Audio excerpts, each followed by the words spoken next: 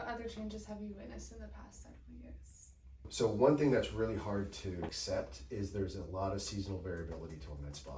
So if you're working there, it's not such a big deal. It slows down, you have free time. But when you're an owner and you see your revenue drop by 50% during the summer months, even though you know it's coming, it's still really stressful.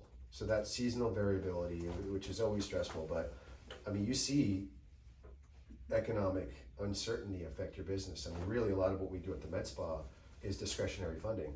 So when the economy is not good and inflation is up and cost of goods are going up and those pressures are there, you see less business.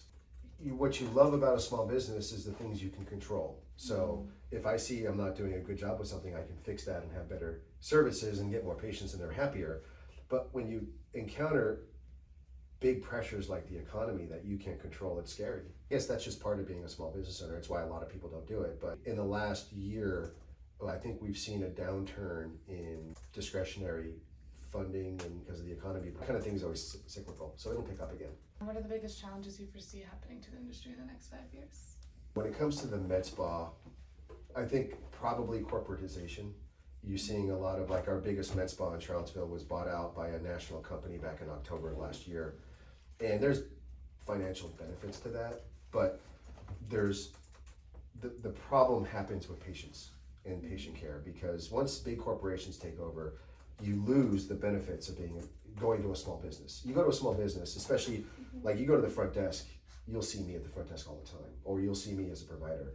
I care about your experience. And if there's something we don't know or I don't know that could help you, I'm gonna figure that out. But you go to a big national corporation and you're not gonna get the same kind of service. So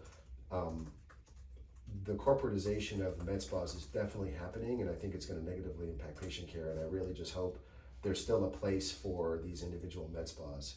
When it comes to the men's clinic, we're still on the early part of the curve where there's not a lot of men's clinics out there. So I think we're in a really good spot for that. But for the med spa, we have to differentiate ourselves from the corporate level med spas that I think don't provide quite the same level of care.